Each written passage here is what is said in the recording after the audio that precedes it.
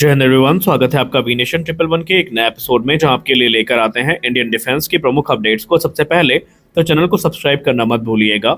इस वीडियो में हम पहले बात करने वाले हैं तेजस मार्क 1A के बारे में। हम जानेंगे कि आखिरकार जो ये डील हम फाइनलाइज करने वाले हैं एडिशनल 97 जेट्स की, ये 2021 की तुलना में कितनी अलग है। यहाँ पर यूनिट कॉस्ट क्यों आखिरकार इतना बढ़ गया है, क्योंकि आप सब ने देखा होगा 2021 में जो हमने 83 तेजस मार्क 1A की डील फाइनलाइज करी थी, उसके लिए हमने 48,000 करोड़ रुपए पे किए थे। लेकिन अब जो 2025 में डील फाइनलाइज होने वाली है एडिशनल 97 जेट्स की, इसके लिए हम लोग 66,000 करोड़ रुपए पे करने वाले हैं। आखिरकार ये पैसे में इतनी बढ़ोतरी क्यों है, और अगर इतनी बढ़ोतरी है तो इसकी यूनिट कॉस्ट में कितना फर्क पड़ेगा और प्राइस बढ़ने का कारण क्या है, आइए इसको भी जानते हैं। देखिए, इस बात को तो क्लियर है कि भारतीय वायुसेना को ये एयरक्राफ्ट बहुत ज़्यादा ज़रूरत है इनकी, और इनके आने के बाद ही भारतीय वायुसेना का जो एक कैपेबिलिटी गैप है उसमें थोड़ा रिलीफ मिलेगा। अगर हम 2021 की बात करें तो उस दौरान हमने 48,000 करोड़ रुपए में 83 जेट्स के ऑर्डर प्लेस किए थे, और ये ऑर्डर प्लेस किए गए थे फरवरी 2021 में। और अभी हाल ही में एडिशनल 97 जेट्स को मंजूरी मिली है। 1 अगस्त 2025 को भारत के रक्षा मंत्री ने ये अनाउंस किया कि HAL को हाल ही में 66,000 करोड़ रुपए के जो ऑर्डर्स है वो मिलने वाले हैं 97 जेट्स के, जो कि 2021 की तुलना में ज़्यादा है, और नंबर्स भी यहाँ पर बड़ी है। और ये मेक इन इंडिया इनिशिएटिव के लिए एक बहुत बड़े बूस्ट के तौर पर देखा जा रहा है। इससे हमारी आत्मनिर्भरता बढ़ेगी और डिफेंस प्रोडक्शन भी काफ़ी ज़्यादा बढ़ेगा। लेकिन आखिरकार प्राइस में इतना डिफरेंस क्यों है? क्योंकि अगर हम 2021 के ऑर्डर की बात करें तो उस समय हमने 83 जेट्स के लिए 48,000 करोड़ रुपए पे किए थे, यानी अप्रॉक्सीमेटली हमें पर एयरक्राफ्ट पड़ा था तकरीबन 578 करोड़ रुपए का। वहीं अगर हम 2025 के प्रपोज्ड ऑर्डर की बात करें, जिसके लिए हम 97 जेट्स के लिए 66,000 करोड़ रुपए पे करने वाले हैं, तो अराउंड हमें रफली ये एयरक्राफ्ट पड़ने वाला है पर यूनिट 680 करोड़ रुपए का।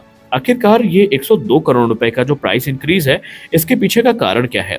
देखिए, यहाँ पर अराउंड हमको ये देखने को मिलता है कि 17.6% का जो राइज है वो यूनिट कॉस्ट में देखने को मिला है। इसके पीछे कई कारण हो सकते हैं। पहला कारण है इन्फ्लेशन और इनपुट कॉस्ट, क्योंकि आपको पता है कि बीतते समय के साथ जो रॉ मटेरियल्स की कॉस्ट हैं वो बढ़ी हैं, कंपोनेंट्स की कॉस्ट बढ़ी है। इसके अलावा जो ग्लोबल सप्लाई चेन डिसरप्शन है, ये भी इसका एक बड़ा कारण है। दूसरा है कैपेबिलिटी इन्हांसमेंट। आप सबको पता है कि जो सेकंड बैच के तेजस मार्क 1A होने वाले हैं, ये फर्स्ट बैच के तेजस मार्क 1A से ज़्यादा एडवांस होंगे। इसमें हमें upgraded avionics, radar, electronic warfare sweet और नए वेपन सिस्टम देखने को मिलने वाले हैं। इसके चलते जो कैपेबिलिटी इन्हांसमेंट हुआ है, उसके वजह से भी जो इन्फ्लेशन है वो हमें देखने को मिली है।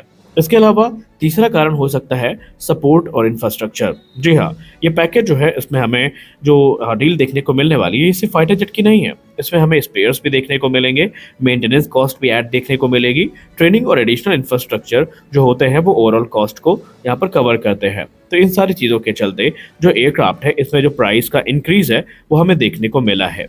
लेकिन आने वाले भविष्य में हम ये देखेंगे कि क्योंकि मास प्रोडक्शन होना है, तब भी उस हिसाब से देखा जाए तो भारतीय वायुसेना के लिए ये डील काफ़ी हित में है। बड़ी बात यह है कि ये पैसा हमारे देश में ही खर्च हो रहा है, और इससे जो स्किल डेवलपमेंट है वो हमें एडिशनल बेनिफिट के तौर पर दिखेगा, और जो मैन पावर है वो भी काफ़ी इंक्रीज होगी, और एक्सपीरियंस भी हमें मिलेगा, जो कि ये एक्सपीरियंस AMCA और तेजस मार्क 2 जैसे प्रोग्राम में काफ़ी महत्वपूर्ण माना जाता है। क्योंकि ऐसा एक्सपर्ट्स मानते हैं कि ये जो मैन पावर है और जो एक्सपर्टीज़ हमें मिलेंगी, जो इंफ्रास्ट्रक्चर मिलेंगे, ये आने वाले फ्यूचर के जो प्रोग्राम है इनको भी कॉम्प्लीमेंट करने का काम करेंगे, जिसका सीधा मतलब ये है कि आने वाले प्रोग्राम भी इसका फ़ायदा उठा पाएंगे और काम काफ़ी तेज़ी के साथ होगा।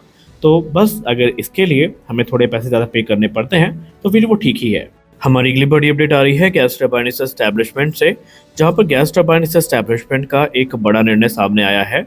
मीडिया साइट डिफेंस.इन की बात करें तो उन्होंने यह दावा किया है कि गैस टरबाइन एस्टैब्लिशमेंट इस समय जो अपना यहाँ पर कावेरी ड्राई इंजन है, इसके टेस्ट के लिए एक स्टेप को बाईपास करने का प्लान कर रही है। आपको याद होगा, इनिशियली जब इस पर रिपोर्ट आती थी तो हमें यह कहा जाता था कि तेजस का जो लिमिटेड सीरीज प्रोडक्शन का एयरक्राफ्ट है ये चूज़ किया जाएगा, जो कि ग्राउंड टेस्टिंग के काम में आएगा, और इसी से जो आगे के जो प्रोटोटाइप टेस्ट हैं वो किए जाएंगे। लेकिन इस स्टेप को बाईपास करते हुए गैस टरबाइन एस्टैब्लिशमेंट ने ये कंफर्म कर दिया है कि कावेरी डेरिवेट इंजन जो हम खरीद रहे हैं, इसको डायरेक्टली घातक अनमैन कॉम्बैट एयर व्हीकल से ही टेस्ट किया जाएगा। यानी घातक यूकैप को ही डायरेक्टली एक टेस्ट बेड के तौर पर यूज़ किया जाएगा। इसके पीछे का कारण ये बताया जा रहा है कि उन्होंने तेजस को इसलिए बाईपास किया क्योंकि जो इनिशियल ट्रायल है उसके बाद ये एक नई अप्रोच होगी जिसके अंतर्गत इंजन का जो फाइनल क्लियरेंस है उसको हम एक्सेलरेट कर पाएंगे। कावेरी डेरिवेट इंजन की बात करें तो ये कावेरी का ही नॉन आफ्टर बर्निंग वेरिएंट है जो कि 49 से लेकर 51 किलोन्यूटन का थ्रस्ट जनरेट करने में सक्षम है।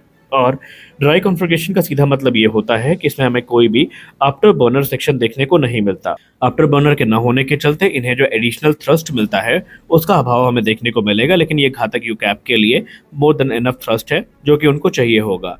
एडिशनल सोर्सेज ने यह भी कहा कि जो लास्ट फेज है इस समय इवैल्यूएशन का वो चलने वाला है, जहां पर सितंबर के जो लास्ट हाई एल्टीट्यूड टेस्ट हैं ये रशिया में परफॉर्म किए जाएंगे और उसके बाद जो सर्टिफिकेशन का प्रोसेस है ये शुरू हो जाएगा। हाल ही में इस प्रोग्राम को हमें बड़ी सफलता मिलती दिखाई पड़ी, जहां पर इसने अपने सारे टेस्ट को सफलतापूर्वक पूरा कर लिया और गवर्नमेंट ऑफ इंडिया की तरफ से तकरीबन 800 करोड़ रुपए का जो एडिशनल फंड है वो भी इसके लिए एलोकेट किया गया बिना किसी डिले का। और इसका सीधा मतलब ये है कि अब ये प्रोग्राम फास्ट ट्रैक होने की पूरी कगार पे है और इसमें अब किसी प्रकार की संभावित डिले हमें देखने को नहीं मिलेगी। सही मायने में देखा जाए तो ये प्रोग्राम हमारे लिए AMCA इंजन के बराबर ही महत्व रखता है, क्योंकि इसकी उम्मीद हम लोग 1980 के दशक से कर रहे हैं। 1986 में कावेरी इंजन प्रोग्राम की शुरुआत हुई थी। हालांकि हम 90 किलोमीटर का इंजन तो नहीं बना पाए, लेकिन घातक यूकैप के लिए अगर हम ड्राई कावेरी बना लेते हैं तो कहीं ना कहीं एक संभावना को बल मिलेगा कि हम लोग ऑपरेटेड इंजन जो कि 90 किलोमीटर का होने वाला है, जिसको लेकर अभी हाल ही में रक्षा मंत्रालय, लार्सन टोब्रो और गोदरेज एरोस्पेस के बीच में बातचीत हुई है, उसको मंजूरी भी मिल सकती है। और अगर हमने 90 किलोमीटर का इंजन बना लिया तो फिर हम F404 को रिप्लेस भी कर सकते हैं। क्योंकि आप सबको शायद ये लगता हो कि हम भले ही अभी 113 इंजन की डील फाइनलाइज करके आराम से बैठ जाएंगे, केस ऐसा नहीं होने वाला है। आपको पता है कि हम तकरीबन 220 के आसपास तेजस की फ्लीट को ऑपरेट करेंगे और आप ये भी भली भांति जानते हैं कि प्रत्येक एयरक्राफ्ट 10 से 15 वर्ष में इंजन चेंज से गुजरता है, यानी उसे नए इंजन की ज़रूरत पड़ती है प्रत्येक 10 से 15 वर्ष में। यानी कि अराउंड ये अनुमान है कि हमें 600 से ज़्यादा जो इंजन है या 700 से ज़्यादा जो इंजन है इनकी ज़रूरत पड़ने वाली है। और अब आप अंदाज़ा लगाइए कि अगर 700 इंजन की हम खरीद करेंगे तो वो कितना ज़्यादा पैसा हमारे लिए खर्च करवाएगी और वो पैसा हम विदेशी कंपनी को देंगे। अब यहीं पे अगर हम 10 वर्ष के अंतर्गत ऑपरेटेड कावेरी इंजन विकसित कर लेते हैं, जो कि गोदरेज एरोस्पेस, GTRE और लार्सन टोब्रो का दावा है, तो फिर ये हमारे लिए किसी बहुत बड़े माइलस्टोन से कम नहीं होगा। क्योंकि ऑपरेटेड कावेरी इंजन का सीधा मतलब ये है कि फिर कावेरी 2.0 यहाँ पर और हमारे लिए आसान हो जाएगा, जिसके अंतर्गत हम तेजस मार्क 2 के लिए भी एक कैपेबल इंजन विकसित करने की स्थिति में पहुंच जाएंगे। तो हम तो यही आशा करते हैं कि अंतिम टेस्ट जो सितंबर में होने वाले हैं ये भी सफल हो जाएं, क्योंकि इसके बाद सर्टिफिकेशन के लिए सबसे बड़ा अड़ंगा जो रास्ते में है वो खत्म हो जाएगा और हमारा वर्षों का जो इंतजार है उसका फल हमें मिलता दिखाई पड़ेगा। तो इस वीडियो में बस इतना ही। आशा करते हैं वीडियो आपको अच्छी लगी होगी। वीडियो अच्छी लगी तो वीडियो को लाइक करिए, नए हैं तो चैनल को सब्सक्राइब करिए। मिलते हैं अगले वीडियो में, तब तक के लिए जय हिंद।